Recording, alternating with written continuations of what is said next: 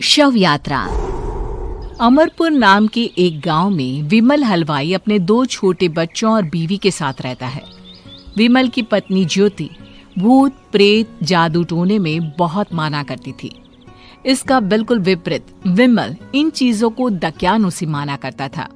रोज की तरह विमल अपने मिठाई की दुकान जाने के लिए निकलने की हड़बड़ी में होता है। मैं निकलता हूँ ज्योति, देरी हो जाएगी, दुकान भी खोलनी है मुझे। अजी ध्यान से, आज अमावस्या है। रास्ते में कोई कपड़ा या कुछ भी गिरा हो तो उसे लांग मत दीजिएगा, बगल से चली जाइएगा। अरे ऐसे तो तुम मुझे पागल ही कर दोगी क्या? हाँ, मैं नीचे देखकर चलूं कि सामने से कोई गाड़ी घोड़ा आकर मेरे ऊपर से चला जाए? दोनों हालत में तो मेरी ही मौत है। अरे क्यों सुबह सुबह इतनी अपसुगनी बातें कह रहे हो जी? मेरे गांव में तो ऐसा आंखों के सामने होता हुआ देखा है मैंने, इसीलिए कहती हूँ, वरना मुझे क्या, पड़ोसी को तो नहीं कहना चाहती मैं। पति हैं आप मेरे, इसलिए बोल रही हूँ। विमल अपनी मिठाई की दुकान चला जाता है। दुकान पर पहले से ही ग्राहकों की लंबी लाइन लगी हुई थी। ये लो, वहाँ ज्योति अमावस्या को लेकर परेशान है और आज तो हमेशा से ज्यादा ही लंबी लाइन लगी पड़ी है। अच्छी खासी बिक्री होगी आज। विमल दुकान खोलता है। एक के बाद एक ग्राहक उसकी दुकान पर मिठाई ले रहे होते हैं। तभी गांव की एक बूढ़ी औरत विमल से कहती है, जिस तेजी से बिक्री हो रही है, कहीं किसी की नजर ना लग जाए, नींबू मिर्ची टांग ले। अरे क्या चाची तुम भी, ये सब नजर बजर कुछ नहीं होता है। कैसे लोग हैं मेरे आसपास। अपनी दुकान से शाम को विमल हंसते कूदते वापस घर आता है। हाँ, आज तो अच्छी खासी बिक्री हुई है। एक महीने में जितनी बिक्री होती है, एक ही दिन में आज उतने पैसे कमा लिए मैंने। ये तो बहुत अच्छा हुआ जी, आज ही घर की नजर उतारी है मैंने। बिक्री तो अच्छी होनी ही थी। अच्छा, तुम खाना लगा दो, सारा माल बिक चुका है। मुझे शहर जाना होगा, कुछ चीजों की जरूरत पड़ेगी। रात भर मिठाई बनाऊंगा, तब जाकर कल सुबह दुकान खोल पाऊंगा। खाना खाकर विमल शहर जाने के लिए निकल पड़ता है। सुनिए जी, ध्यान से जाइएगा। चौरस्ते पर किसी जादू टोने की चीज पर पैर मत रख दीजिएगा। हे भगवान, हद हो गई ज्योति, ये तो मैं जा रहा हूं। विमल गुस्से से शहर जाने निकल पड़ता है। रात का काला घना अंधेरा, चांद की एक भी किरण ना होने के कारण अंधेरे में कुछ भी देख पाना मुश्किल था। जंगल के बीच के एक अधकच्चे रास्ते से विमल जा रहा होता है।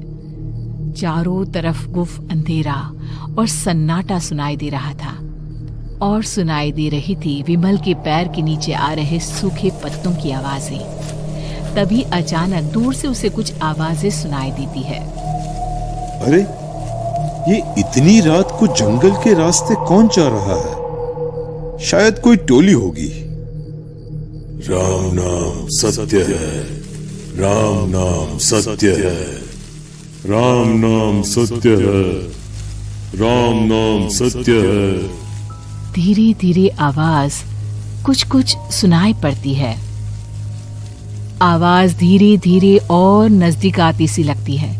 विमल देखता है कि उसके सामने से सजी धजी सफेद कपड़े में लिपटी एक अर्थी निकल रही है, जिसके साथ 5 लोग ही थे। 4 आदमियों ने उसे कंधा दिया हुआ था। एक मटका लिए आगे आगे बढ़ रहा था। विमल के बिल्कुल सामने आकर अर्थी रुक जाती है। उसमें से एक आदमी विमल से कहता है, अरे भाई, जरा अर्थी को कंधा लगाना, मैं बहुत थक गया हूँ, बड़ी मेहरबानी होगी। हाँ भाई, कंधा तो मैं लगा दूं, पर रात को 12 बजे ये शव यात्रा, इस समय कौन अर्थी ले जाता है? तभी विमल को ऐसा लगता है कि शव में से आवाज आई, ये आवाज। मजबूरी है भाई, आप कंधा दीजिए, मैं रास्ते में सब बताता हूँ आपको। विमल अर्थी को कंधा दिए चल रहा होता है कि उसे ऐसा लगता है कि हाथ में मटका लिए जो आदमी शव के आगे चल रहा है उसके पैर उल्टे हैं। क्या हुआ भाई, हकला क्यों रहे हो? वो आपके साथी के पैर उल्टे। विमल अपनी बात पूरी भी नहीं कर पाता कि वो देखता है कि उस आदमी के पैर तो सीधे ही हैं। अरे नहीं, कुछ नहीं, मुझे शायद वहम हुआ होगा। धीरे धीरे सब आगे बढ़ रहे होते हैं। तब विमल को अचानक लगता है मटके में से एक हाथ बाहर आ रहा है। विमल घबरा जाता है। इसके पहले वो कुछ बोल पाता, कल्लू कहता है, मेरा नाम कल्लू है। हम 6 दोस्त थे, जिसमें से एक को तो तुम सोया हुआ देख रहे हो।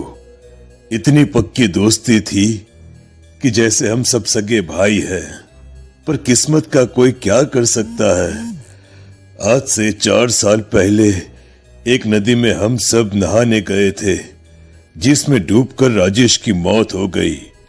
किसी मजबूरी के कारण हमें उसकी अर्थी को रात को ही शमशान घाट ले जाना पड़ा। हम 5 उसे ले जा रहे थे। 4 साल पहले आप 5 में मैं कुछ समझा नहीं। मंकू अपनी गर्दन पीछे घुमाकर अपनी आंखें बड़ी बड़ी कर विमल से कहता है, अरे भाई, पूरी कहानी खत्म होने दो, फिर बीच में बोल लेना, ठीक है? तभी रास्ते में एक हादसे में अपने दोस्त के साथ हम सभी मर गए। वो सामने देखो, हमारा दोस्त। विमल सामने देखता है। उसे दिखता है कि एक ऐसा आदमी जिसका शरीर कई जन्मों से पानी के अंदर रहने के कारण सफेद पड़ गया है। उसकी आंखें बाहर की ओर निकली हुई थी। फिर ये अर्थी किसकी है? अर्थी के साथ के लोग अर्थी को नीचे रखते हुए एक साथ विमल की ओर देखते हुए कहते हैं, तुम खुद ही देख लो। विमल शव पर से सफेद कपड़ा हटाता है। शव की जगह खुद को ही देखकर विमल के होश उड़ जाते हैं। वो शव विमल की ही थी। पलक झपकते ही विमल उस अर्थी की जगह पर होता है। 6 के 6 दोस्त उसी तरह अर्थी को उठाकर चलने लग जाते हैं। राम नाम सत्य है। राम नाम सत्य है। राम नाम सत्य है।